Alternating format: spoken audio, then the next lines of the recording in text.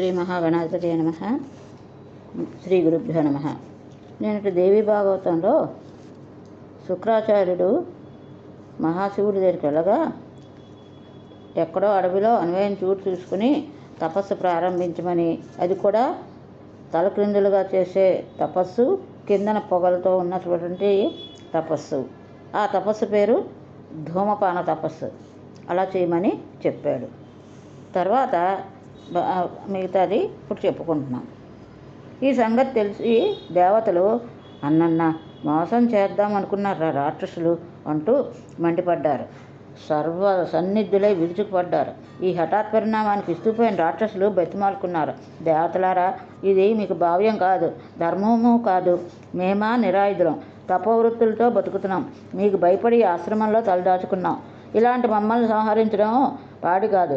నిరాయుధుణ్ణి, శరణన్నవాడిని, భయభీతుణ్ణి, ఆచార్యుణ్ణి, వ్రతాచరణలో ఉన్నవాడిని చంపకూడదని ధర్మశాస్త్రం ఉంది కదా, మీరే దాన్ని ఉల్లంఘిస్తే ఎలాగా అన్నారు రాక్షసులు దేవతలతో. దొంగ సన్యాసులారా, మాకు మీరు ధర్మపన్నాపాలు చెప్తున్నారా? మీ గురుని పంపించారుగా తపస్సుకి, చేసి వస్తాడు, దివ్యమంత్రాలు తెస్తాడు, అప్పుడు మా మీద ప్రయోగిస్తారు అని మాట్లాడుతూ దేవతలు భీకర మారణాయాలతో విజృంభించారు రాక్షసుల మీద. రాక్షసులు ఫలాయనం చిత్తగించారు. వెళ్ళి శుక్రాచార్యుడి తల్లి అయినటువంటి అంటే భృగు మహర్షి భార్యని శరణు వేడారు. ఆవిడ అభయం వచ్చింది. భయపడకండి, నా సన్నిధిలో అసలు భయపడకండి అంది. రాక్షసులు అమ్మయ్య అనుకున్నారు. తరుముతూ వెన్నంటి వచ్చినటువంటి దేవతలు అయ్యో, ఆశ్రమనైనా చూడకుండా చొరవగా ప్రవేశించి కావ్యమాత భృగుమాపత్ని వారిస్తున్నా వినకుండా రాక్షసులను చాలామంది పట్టుకుని పొడిచి చంపేశారు. ఈ దారుణాన్ని ఎలా వారించడం అని క్షణం ఆలోచించింది భృగుపత్ని. తన తపశక్తితో ఇంద్రుడితో సహా దేవతలందరినీ నిద్రా వివసులను చేసేసింది. క్షణంలో అందరూ చేష్టలుడికి దేవతలంతా నిద్రపోయారు. ఇంద్రుడు కూడా దీనుడై నిద్రాధీనుడు కాబోతున్న తరుణంలో విష్ణుమూర్తి వచ్చి అతడిని తనలో ప్రవేశింపజేసుకుని రక్షించాడు. ఇది చూసి భృగుపత్నికి కోపం వచ్చింది. చూడండి నా తపశక్తి అంటూ ఇద్దరిని కలిపి నిద్రావస్థలు చేసింది. ఇద్దరు స్తబ్దులైపోయారు. ఆకాశంలో నిలబడి అన్నీ చూస్తున్న మిగతా సకల దేవతలు హాహాకారాలు చేశారు. మహావిష్ణువు, ఏమిటి ఈ ఆలోచన? ఎందుకు ఇంకా ఆలోచన? స్త్రీ అని శంకించకు.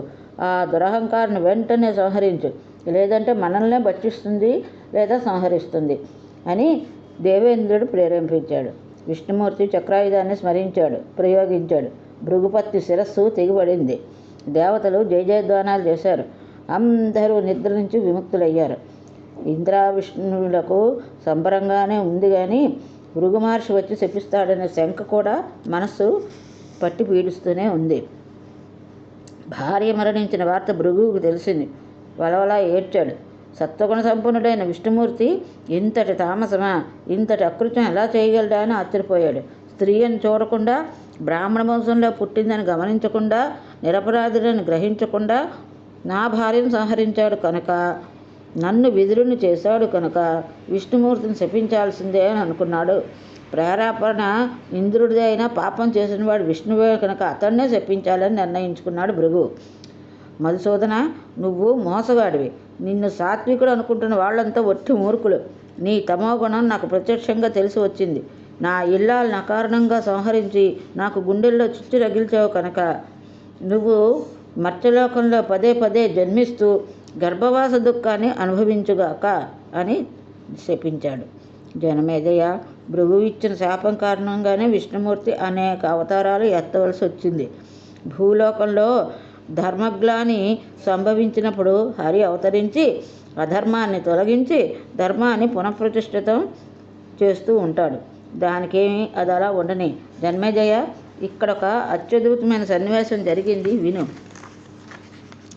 భృగు మహర్షి విష్ణుమూర్తిని అలా శపించి తన భార్య శిరస్సును త్వరగా తెచ్చి మొండానికి అతికించాడు. దేవి, విష్ణువు నిన్ను సంహరిస్తే నేను బతికించుకుంటాను. ఇది నా ప్రతిజ్ఞ. నేను ధర్మం తప్పని వాడినైతే, శీల సంపన్నుడినైతే, ఆడి తప్పని వాడినైతే నా భార్య జీవించుగాక, నా తేజస్సు దేవతలంతా గ్రహింతురుగాక అంటూ శీతలోదకాలు తిలకరించాడు. మరుక్షణం ఆ తపస్సుని లేచి కూర్చుంది. నిద్ర నుంచి లేచినట్టుగా చిరునవ్వు నిలబడింది. సృష్టి అంతా సంతోషించింది. సాధు సాధు నినాదాలతో దంపతులను అభినందించింది. భార్య పట్ల భృగు మహర్షికున్న ప్రేమకు, తపశ్శక్తికి అందరూ ఆనందాశ్చర్యాలు ప్రకటించారు. దేవతలు విస్మయం చెందారు. ఇంద్రుడికైతే మరింత భయం పట్టుకుంది. కావ్యుడి తపస్సు ముగింపుకొచ్చింది. మంత్రం సిద్ధిస్తుంది. దాంతో ఏం చేస్తాడో, తండ్రిని మించిన శక్తిశాలి అవుతాడు. ఎలాగబ్బా అని తలపట్టుకుని కూర్చున్నాడు. విరుగుడు ఏమిటో, ఏం చేస్తాడో తెలుసుకునే దారి ఈలో ఏమిటో ఎంతకీ తోచటం లేదు. పాత ఉపాయమే కొత్త మనిషిగా ప్రయోగిద్దాం అనుకున్నాడు. సొంత కూతురు జయంతిని, అంటే జయంతుడి సోదరిని పిలిచాడు. ముఖానికి నవ్వు పులుకున్నాడు. జయంతి, నిన్ను నేను శుక్రాచార్యుడికి కన్యాదానం చేశాను. అతడిప్పుడు తీవ్ర తపస్సులో ఉన్నాడు. నువ్వు వెళ్ళి పరిచర్యలు చేయి. అతన్ని భర్తగా స్వీకరించు, ఆరాధించు, మనసు దోచుకో, నీకు వివసుని చేసుకో. ఇది నా స్వప్రయోజకం చేస్తున్న పని. అంచేత కాదనకుండా అంగీకరించి నా భయం తొలగించు అన్నాడు ఇంద్రుడు. తండ్రి ఆంతర్యాన్ని గ్రహించిన జయంతి సరే అని అంగీకరించింది. సరాసరి శుక్రాచార్యుడి సన్నిధి చేరింది. పొగలో తలకిందుగా వేలాడుతున్న తపస్సు చేస్తున్నాడు. పొగజారిపోయాడు. చెమటలు కక్కుతున్నాడు. అరటి ఆకులతో వింజామర వీచింది. శుభ్రమైన శీతలోదకాలు తెచ్చి తాగడానికి అందించింది. ఎండ సోకకుండా పైట చెంగు అడ్డుపట్టింది. మధుర ఫలాలను ఎంచి కోసి తెచ్చి భక్తి ప్రేమలతో శుక్రుడికి అందించింది. నిత్యకర్మానుష్ఠానికి కుసుమాలు సమర్పించింది.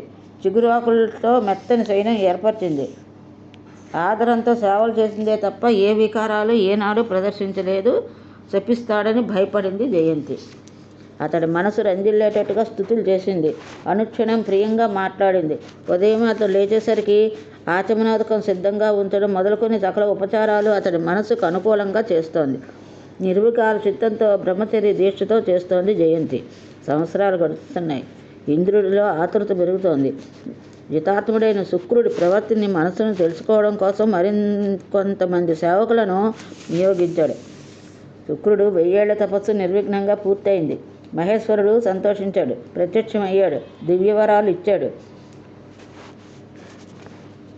అవధత్వం, సర్వజ్ఞత్వం, అంటే మనసులో ఉన్నది తెలుసుకోగలగడంతో సహా వరం అనుగ్రహించాడు శుక్రుడికి మహాశివుడు. తరువాత అంతర్ధానం చెందాడు మహాశివుడు. శుక్రుడు సంతృప్తి చెందాడు. పక్కనే నిలబడి ఉన్న జయంతిని చూశాడు. నువ్వెవరమ్మాయివి? నీ పేరేమిటి? ఎందుకు ఇక్కడికి వచ్చావు? నీ పనేమిటి? అందమైన కన్నులుగా చిన్నదానా, నీ కోరిక ఏమిటో చెప్పు. ఎంత దుష్కరమైనా తీరుస్తాను. నీ సేవలకు సంతృప్తి చెందాను. వరం కోరుకో అన్నాడు. జయంతి ముఖం ఆనందంతో కళకళలాడింది. రవ్వంత సిగ్గుపడుతూ బదులు పలికింది. భగవాన్, నేను ఏ పని మీద వచ్చానో నువ్వు తపశ్శక్తితో గ్రహించలేకనే అడుగుతున్నావా అన్నది జయంతి. అప్పుడు శుక్రుడు అన్నాడు, జయంతి, ఎరుగుదును. అయినా నువ్వు చెప్తే వినాలనుంది. నీ మనసులో ఉందేమిటో నిస్సంకోచంగా చెప్పు. నీకు భద్రమగుగాక అన్న. మహాముని, నేను ఇంద్రుడి కూతుర్ని. మా తండ్రి నీకు సమర్పించాడు. నా పేరు జయంతి అంటారు. నేను జయంతుడి చెల్లెల్ని. నాకు నీపై మనసైంది. ధర్మబద్ధంగా నన్ను స్వీకరించి ప్రేమతో ఆనందించి నన్ను స్వీకరించు అంది. భామిని, అలాగే అంగీకరిస్తున్నాను. అయితే గడువు కేవలం 10 ఏళ్ళు మాత్రమే. అదృశ్య రూపాలతో ఇక్కడే క్రీడిద్దాం.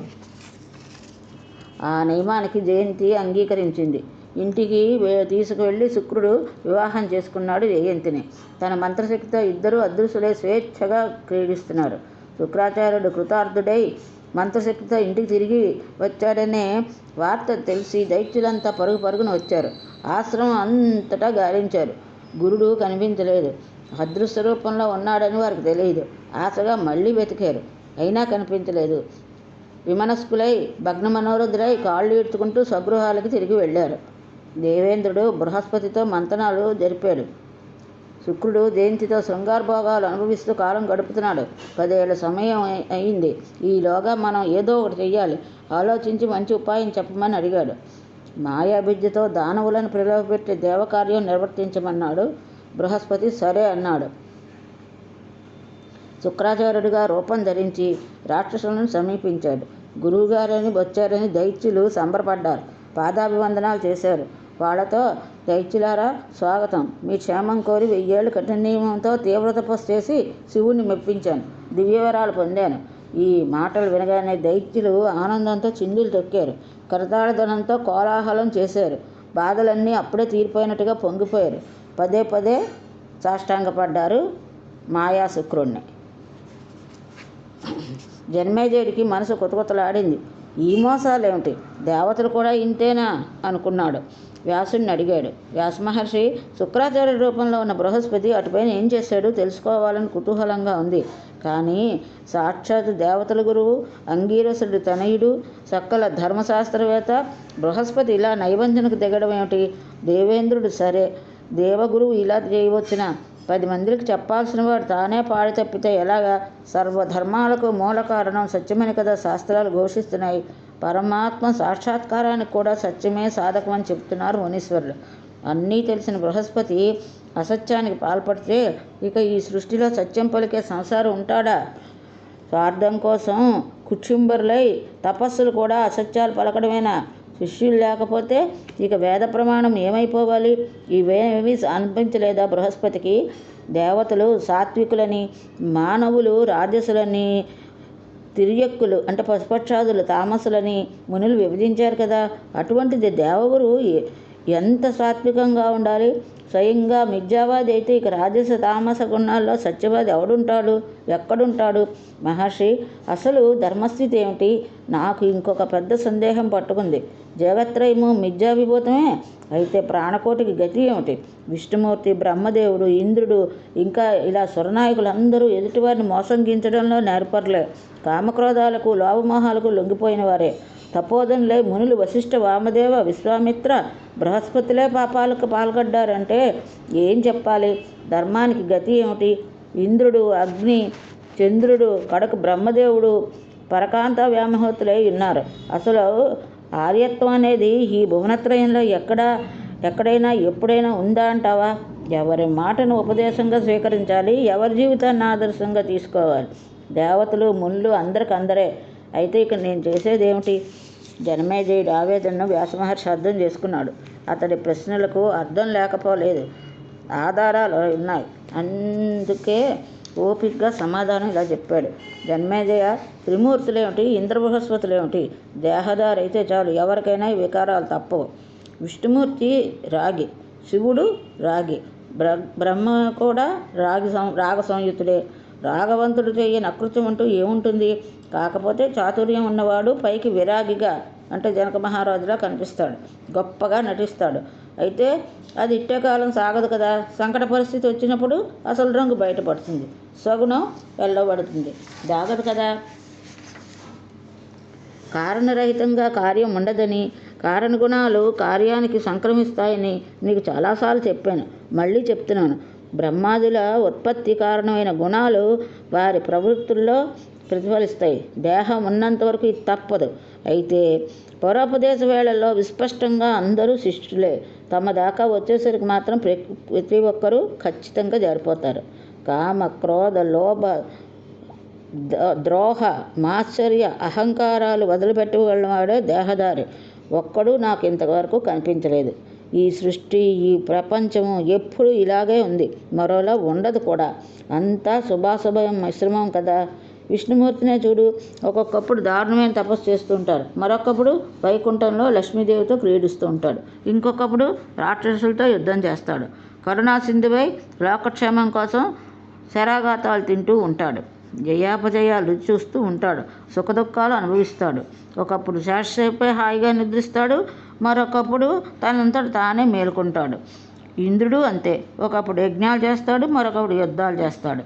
శివుడు, బ్రహ్మ, ఇంకా దేవతలు, మునులు వీళ్ళంతా తమ ఆయుధాయం మేరకు ఆయా వినిర్మాణలో సంచరిస్తూ రాత్రి అయ్యేసరికి స్థావరజంగాత్మైన ప్రపంచ చైతన్యాన్ని కోల్పోతుంది, సూర్యోదయంతో మేలుకొతుంది. అలాగే బ్రహ్మాదులు కూడా తమ ఆయుష్ తీరేసరికి నశిస్తారు, మళ్ళీ ప్రవహిస్తారు. అంచేత దేహదారులందరికీ కామాదిభావాలు సహజం. ఇందులో ఆశ్చర్యపడవలసింది ఏమీ లేదు. పరమార్థాన్ని తెలుసుకుని ఈ కామక్రోధాల నుంచి విముక్తి పొందిన పురుషుడు ఈ సంసారంలో ఎక్కడా కనపడ్డు. అది చాలా దుర్లభం కూడాను. బృహస్పతి భార్యను చంద్రుడు స్వీకరించాడు, మళ్ళీ చంద్రుడి నుంచి బృహస్పతి స్వీకరించాడు. ఇలాగే ఈ సంసార చక్రంలో లోభమోహాదులకు లొంగిపోయి మునుగుతూ తేలుతూ ఉంటారు అందరూ. గృహస్థాశ్రమంలో ఉండి సర్వసంగ పరిత్యాగిగా విముక్తుడిగా స్వేచ్ఛగా సంచరించగలడం అసంభవం. అంచేత సకల ప్రయత్నాలు చేసి సంసారం నిస్సారమని తెలుసుకుని దాన్ని విడిచిపెట్టి సచ్చిదానంద రూపి అయినటువంటి జగజ్జన్ని ఆరాధించడం ఉత్తమోత్తమం. ఈ జగత్తంతా మాయాశక్తితో ఆచ్ఛాదితమై ఉంది. ఉన్మత్తుల్లా మధురాపాన సమ్మత్తుల్లా నరుడు ఈ మాయలో పడి కొట్టుకుంటూ ఉంటాడు. ఈ మాయ నుంచి బయటపడాలంటే ఆ మహామాయను ఆరాధించడం ఒక్కటే తరుణోపాయం. మాయను సృష్టించింది ఆవిడే కనుక దీని నుంచి విముక్తి కలిగించవలసింది ఆవిడే.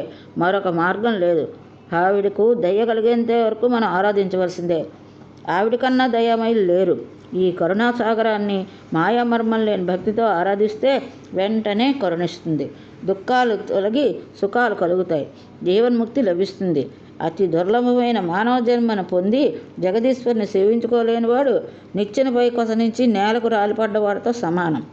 అహంకారవృతమై గుణత్రయ సమన్వితమైన అసత్య సంబంధమైన ఈ సంసారం నుంచి మరొక మార్గాన్ని ముక్తి లభించడం కల్లా. అంచేత అన్నింటినీ విడిచిపెట్టి అందరూ భువనేశ్వరినే అర్చించాలి.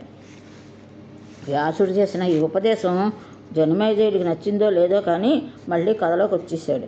శుక్రాచార్య రూపంలో ధరించి రాక్షసుల మధ్య పడిన బృహస్పతి ఏం చేశాడు, శుక్రుడు ఎప్పుడు తిరిగి వచ్చాడు, ఏం జరిగింది, ఆ వివరాలు చెప్పమని అర్థించాడు. వ్యాసుడు ఇలా వివరించాడు. జన్మేజయ, బృహస్పతి శుక్రాచార్య రూపం ధరించి వెళ్ళాడు కదా, రాక్షసులంతా నిజంగా గురువే అనుకున్నారు కదా, అతన్నే నమ్మి మంత్రోపదేశం కోసం కాళ్ళు పట్టుకున్నారు. లోభగుణం ఎవరికైనా ఎంతకైనా సమ్మోహితం చేస్తుంది కదా, దాంతో మోసపోయారు. బృహస్పతి ఏ మంత్రోపదేశమో చేయలేదు. కాలం గడుస్తుంది. ఇంకా జయంతితో సంసారం 10 ఏళ్ల గడువు ముగింపుకు వచ్చింది. శుక్రాచార్యుడికి శిష్యులు జ్ఞాపకం వచ్చారు. ఆశగా నా రాక కోసం ఎదురు చూస్తూ ఉంటారు కదా అనుకున్నాడు. వెంటనే వెళ్ళి వాళ్ళని చూడాలి. పాపం భయాతురులే ఇంతకాలం ఎలా గడిపారో వాళ్ళు, నా భక్తులు, వాళ్ళకి దేవతల వల్ల భయం అనేది ఇక ఉండకూడదు అనుకున్నాడు. కర్తవ్యం గుర్తుకు వచ్చింది. జయంతితో ఇలా చెప్పాడు. అందమైన కన్నులు గల ఓ చిన్నదాన చారులోచనానని, మన 10 ఏళ్ల గడువు పూర్తయిపోయింది. నేను బయలుదేరుతున్నాను. నా శిష్యుని చూడాలి. త్వరలో తిరిగి వస్తాను. మళ్ళీ నీ దగ్గరికే వస్తా అన్నాడు. జయంతి అంగీకరించింది. నీ ఇష్టం, వెళ్ళు అంది. ఇక్కడ నీ కోసం ఎదురు చూస్తూ ఉంటాను.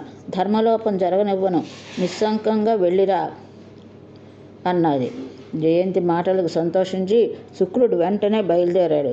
హుటాహుటిని శిష్యులు చేరుకున్నాడు. వారి పక్క ఉన్న బృహస్పతిని చూశాడు. తన రూపం ధరించి బృహస్పతి తన శిష్యులకు వేదానిందా పరులైన జైన ధర్మాలను ఉపదేశిస్తున్నాడు. రాక్షసులారా, మీకు నిజం చెప్తున్నాను, హితం చెప్తున్నాను. అహింస పరమోధర్మ. అందుకని ఎంతటి ఆకతాలనైనా సరే చంపకూడదు. యజ్ఞయాగాల్లో పశుహింస చేయవచ్చని వేదాలు చెప్పిన మాట కేవలం భోగపరిణామాలైనటువంటి బ్రాహ్మణులు కల్పించింది. దాన్ని నమ్మకండి. అహింసయే ఉత్తమోత్తమైన ధర్మం. ఇలాంటి సూక్తులు ప్రబోధిస్తున్నాడు బృహస్పతి. ఆ రూపానికి, ఆ ఉపదేశానికి ఆశ్చర్యపడిపోయాడు భృగుడు. భృగుపుత్రుడు వీడు దేవగురు బృహస్పతి, నా ప్రథమ శత్రువు. నా రూపంలో వచ్చి నా శిష్యులను వంచిస్తాడా? చిచ్చి, లోభగుణం ఎంత చెడ్డది, ఎంతటి అకృత్యాన్నైనా చేయనిస్తుంది. నిజానికి నరకద్వారం ఇదే. దీని ప్రేరణకు లొంగి గురువు కూడా పాపచింతాపరుడై అనృతాలు పలుకుతున్నాడా? దేవతలకు గురువై ధర్మశాస్త్ర ప్రవర్తుడై బృహస్పతి ఇలా పరరూపధారణ చేసి పరవంచన పూనుకున్నాడంటే, పాషండ మతాన్ని ప్రబోధిస్తున్నాడంటే, లోభంతో మనసు కలుషితమైన వాడు ఎంతకైనా దిగజారుతాడు, ఏవైనా చేస్తాడన్నమాటే కదా. వేద ప్రమాణాన్ని అంగీకరించిన మతాలను పాషండ మతాలని అంటారన్నమాట. శైలూషుడిలా అంటే నటుడుగా నా వేషం ధరించి నా శిష్యులనే నమ్మించి వంచాడంటే నన్ను వంచినట్టే కదా. అవురా, ఎంతటి నేర్పరివాడు. బృహస్పతి పాటలు చూస్తే శుక్రాచార్యుడికి నవ్వు వచ్చింది. నవ్వుతూ వారి ముందు ప్రత్యక్షమయ్యాడు. దైత్యులారా, ఈ బృహస్పతి చేతిలో ఏమిటి మీరంతా ఇంత తేలిగ్గా మోసపోయారు? నేను మీ అసలు గురువుని, శుక్రుణ్ణి. ఇతడు దేవకార్యం చక్కబెట్టుకోవడానికి వచ్చిన బృహస్పతి. మద్యపానమత్తులారా, మీరు పూర్తిగా మోసపోయారు. వీడి మాటలను నమ్మకండి. దొంగ వేషాలు వేసి వచ్చి నా రూపంలో వచ్చాడు. రండి, వీడిని బదిలేసి ఇలా వచ్చేయండి అన్నాడు. రాక్షసులకు ఉన్న మతి కాస్త పోయింది. ఇద్దరిని మార్చి మార్చి చూస్తున్నారు. ముమ్మూర్తులా ఇద్దరు ఒక్కలాగే ఉన్నారు. ఎవరు నిజమైన శుక్రుడో తేల్చుకోలేకపోతున్నారు. కలవరపడ్డారు. ఇది గమనించిన బృహస్పతి, ప్రశిష్యులారా, నేనే మీ గురువుని. వీడెవడో నా రూపం ధరించి వచ్చాడు. బహుశా బృహస్పతి అయి ఉంటాడు. మిమ్మల్ని వంచి దేవతలకు ప్రియం చేద్దామని వచ్చి ఉంటాడు. సందేహం లేదు. వీడి మాటలు నమ్మకండి. అటు వెళ్ళకండి. ఇక్కడే ఉండండి. శివుడు నేర్పిన దివ్య విద్యను మీకు ఉపదేశిస్తాను. దేవతా విజయం సాధించి పెడతాను అని అన్నాడు.